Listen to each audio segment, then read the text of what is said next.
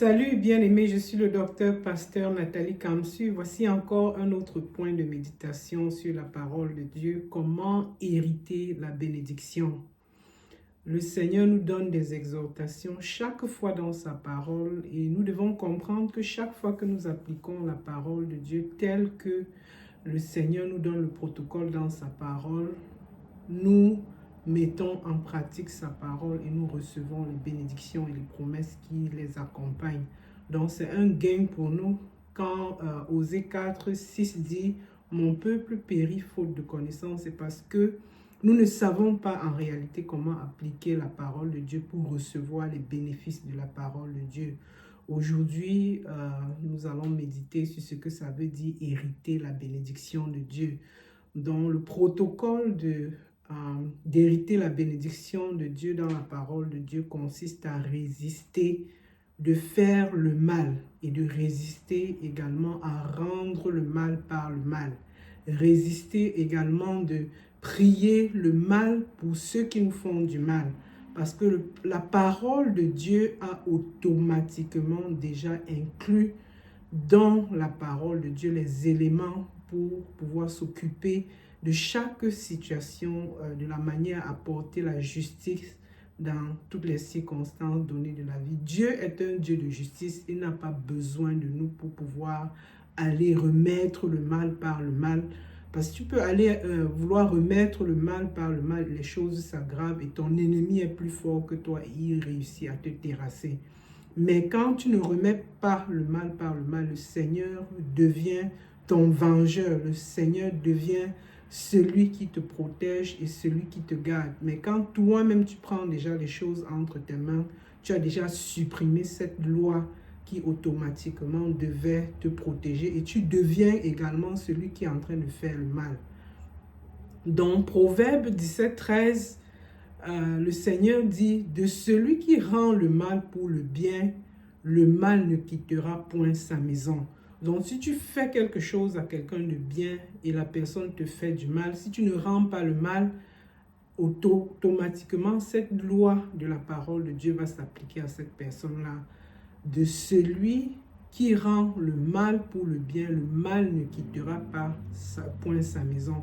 Quand j'ai lu cette parole de Dieu, vraiment, cela m'encourage à faire le bien et d'éviter de rendre le mal. Parce que si tu rends le mal à celui qui te fait du bien, le mal ne quittera point ta maison. C'est pour ça que vous voyez certaines personnes qui souffrent, ils ont des difficultés immenses, mais vous ne comprenez pas que peut-être dans leur vie, il est arrivé à un moment où peut-être ils ont rendu le mal à quelqu'un qui leur avait fait du bien. Et rappelez-vous que la parole de Dieu est vraie. La parole de Dieu est vraie. La parole de Dieu ne revient jamais à lui sans effet. Donc, d'une manière ou d'une autre, vous n'allez pas vous en sortir en brisant la parole de Dieu qui est une loi que nous devons appliquer. Luc 6, 27, 35, c'est le Seigneur Jésus-Christ qui nous parle lui-même. Mais je vous dis, à vous qui m'écoutez, aimez vos ennemis, faites du bien à ceux qui vous haïssent, bénissez ceux qui vous maudissent, priez pour ceux qui vous maltraitent. Si quelqu'un te frappe sur une joue, présente-lui aussi l'autre. Si quelqu'un prend ton manteau, ne l'empêche pas de prendre encore ta tunique. Donne à quiconque te demande et ne réclame point ton bien à celui qui fait. Ne réclame pas ton bien à celui qui s'en empare. Ce que vous voulez que les hommes fassent pour vous, faites-le de même pour eux. Donc le Seigneur lui-même nous donne cette exhortation de ne pas faire du mal, mais plutôt de faire même du bien à ceux qui nous font du mal. Donc quand vous faites ça, vraiment, et que vous prêtez attention à ce que le Seigneur vous dit, parce que quand le Seigneur le dit, il dit à la fin, et votre récompense sera grande et vous serez fils du Très-Haut, car il est bon pour les ingrats et pour les méchants. Donc le Seigneur est bon quand nous faisons quelque chose pour ceux qui nous font du mal. Notre récompense sera grande. Quand le Seigneur nous dit que notre récompense sera grande, quand quelqu'un nous fait du bien et que nous faisons du mal envers cette personne-là, c'est plutôt pour notre bien. Donc, nous devons mettre en pratique la parole de Dieu si nous espérons hériter la bénédiction. 1 Pierre 3, 9. Ne rendez point mal pour mal ou injure pour injure. Bénissez au contraire, car c'est à cela que vous avez été appelés afin d'hériter la bénédiction, dont la bénédiction viendra automatiquement à vous comme une loi de Dieu parce que vous n'avez pas rendu le mal pour le mal. Proverbe 28, 10 dit « Celui qui égare les hommes droits dans la mauvaise voie tombe dans la fosse qu'il a creusée, mais les hommes intègres hériteront le bonheur. » Donc, comme je vous dis, Dieu a déjà inclus dans sa loi et dans sa parole les moyens pour lui de pouvoir s'occuper de ceux qui sont méchants. Ce n'est pas que Dieu dit et que les méchants, ceux qui nous font du mal vont aller, ils seront bien, ils vont prospérer, ils vont mener une bonne vie. Mais le Seigneur te dit, ne te gêne pas, je me suis déjà occupé de leur cas. Tout ce que tu peux faire pour être encore plus béni, c'est de bénir ces gens et de leur faire du bien. Donc, celui qui égare les hommes droits dans la mauvaise voie tombe dans la fosse qu'il a creusée. Combien de fois nous avons vu des gens faire du mal et préparer quelque chose pour détruire les gens et la même destruction là s'est arrivée sur eux.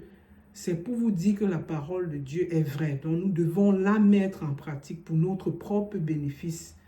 Donc, mais les hommes intègres héritent le bonheur. Donc quand nous marchons dans l'intégrité devant le Seigneur, il va nous donner le bonheur.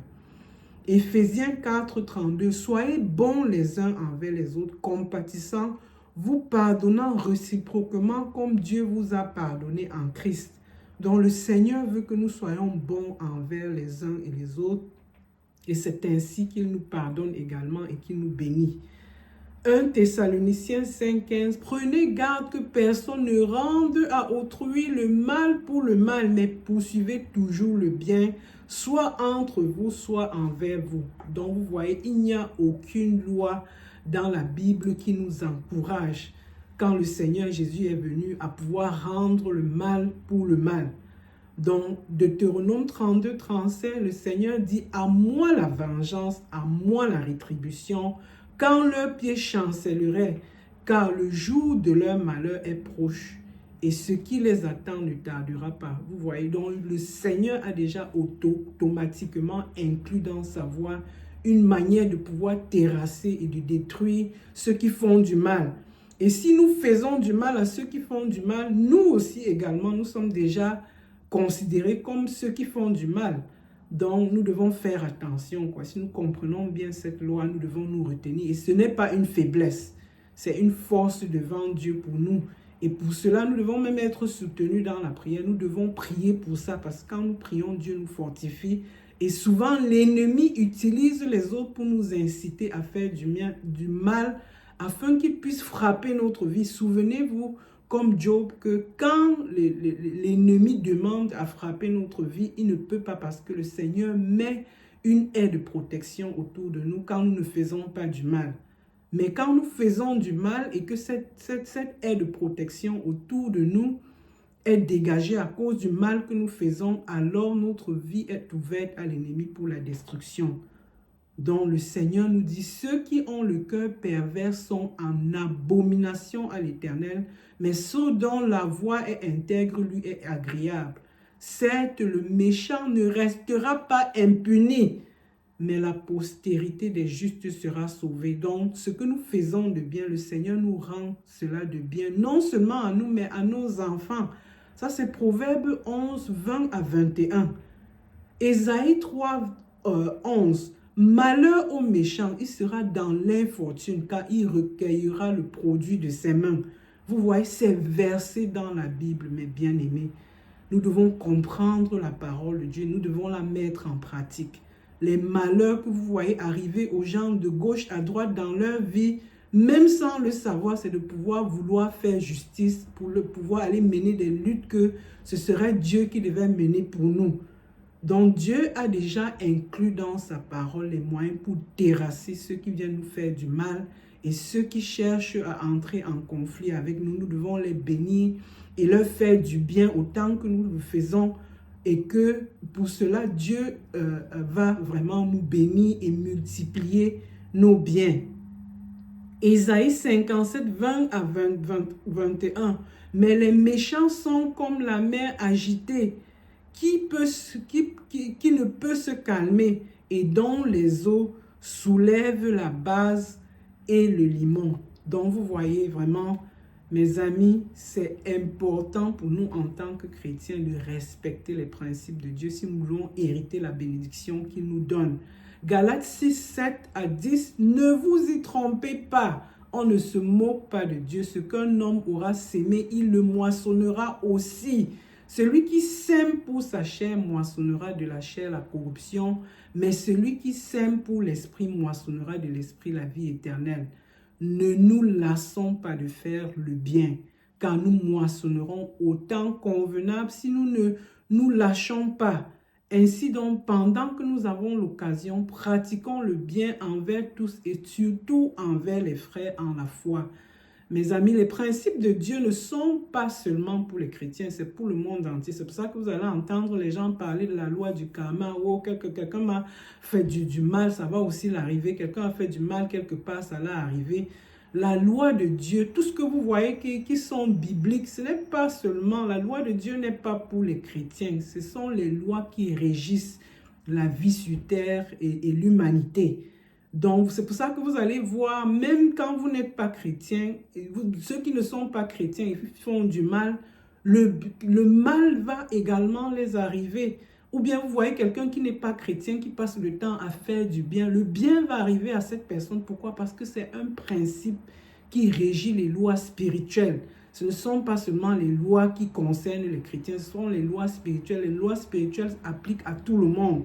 Donc, quand nous faisons du bien, nous moissonnons le bien. Quand nous faisons le mal, nous moissonnons le mal. Que tu sois chrétien ou pas, ces principes que je suis en train de dire s'appliquent à nous tous. Tu vas voir quelqu'un qui est une bonne personne, qui fait de bonnes choses, qui n'est pas chrétien. Les bonnes choses arrivent à cette personne. Mais quand tu es chrétien, tu es méchant et tu fais de méchantes choses. Les choses méchantes et les mauvaises choses vont t'arriver parce que tu auras les conséquences vraiment de cette loi de Dieu dont je suis en train de te parler. 1 Thessaloniciens 5, 15 à 22. Prenez garde que personne ne rende à autrui le mal pour le mal, mais poursuivez toujours le bien, soit entre vous, soit envers tous. Soyez toujours joyeux, priez sans cesse. Le fait de prier va nous préserver de pouvoir agir de manière vraiment impulsive. Parce que quand quelqu'un vous attaque, vous voulez automatiquement agir. Mais quand vous priez, le Seigneur vous donne la force de pouvoir résister parce que c'est une tentation. Le diable va vous tenter en mettant un conflit devant vous, dans votre foyer, avec vos enfants, même souvent, dans votre communauté, au travail. Mais vous devez résister. Rendez grâce en toutes choses, car c'est à cela la volonté de Dieu en Jésus-Christ. Donc, c'est la volonté de Dieu que vous ne puissiez pas rendre le mal par le mal. Rendez grâce en toutes choses. C'est à cela la volonté de Dieu en Jésus-Christ. N'éteignez pas l'esprit, ne méprisez pas les prophéties, mais examinez toutes choses et retenez ce qui est bon. Abstenez-vous de toute espèce de mal. Vraiment, c'est très, très important. Ça paraît comme une exhortation simple et trop facile, mais nous écoutons et ça tombe bien. Mais dès que nous voyons quelqu'un entrer à la maison qui nous donne une parole déplacée, directement, nous voulons réagir. Dès que nous sortons et nous rencontrons quelqu'un au travail qui est mal élevé et qui vient contre nous, nous voulons directement réagir. C'est là où la maîtrise de soi est importante. C'est là où nous apprenons dans la parole de Dieu, parce que quand nous apprenons, l'Esprit de Dieu nous retient et nous amène à pouvoir résister et à pouvoir agir une autre fois. Et c'est pour ça que nous devons être transformés par le renouvellement de notre intelligence, par la parole vivante et efficace de Dieu. Si nous voulons vraiment vivre les bénédictions de Dieu et voir les choses changer et arriver différemment dans notre vie, nous devons nous comporter comme la culture des enfants de lumière, comme la culture du royaume de Dieu. Et nous allons voir les choses prendre encore une ampleur dans notre vie. Bien aimé, il y a une manière de vivre la vie chrétienne et c'est pour ça que j'ai multiplié ces vidéos pour nous encourager et pour nous donner de vivre les principes de Dieu dans notre vie. Et nous n'allons pas tarder à voir notre vie transformée, à résister à l'ennemi. Je vais finir avec le psaume 1:1 qui est un psaume que j'aime, un psaume que je médite, un psaume que souvent quand je veux dormir, je médite en dormant ce psaume qui est très puissant. Psaume 1:1. Heureux l'homme qui ne marche pas selon le conseil des méchants, qui ne s'arrête pas sur la voie des pécheurs et qui ne s'assied pas en compagnie des moqueurs, mais qui trouve son plaisir dans la loi de l'Éternel et qui la médite jour et nuit. Donc regardez, quand vous rejetez le mal et que vous marchez comme le Seigneur le veut, et que vous avez la volonté de mettre en pratique la parole de Dieu, que vous lisez et que vous méditez jour et nuit, en tout temps et en tout lieu, voilà ce que le Seigneur dit que nous allons être. Il est comme un arbre planté près d'un courant d'eau qui donne son fruit en sa saison et dont le feuillage ne flétrit point. Tout ce qu'il fait lui réussit. Franchement, le Seigneur ne nous ment pas. Le Seigneur est un Dieu de vérité.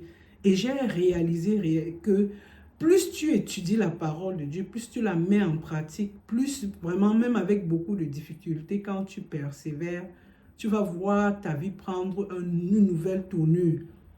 C'est mieux pour nous de nous investir dans la parole de Dieu que de passer nos temps à résoudre les problèmes inutiles que les principes et la parole de Dieu a déjà inclus pour nous protéger et pour nous préserver du mal.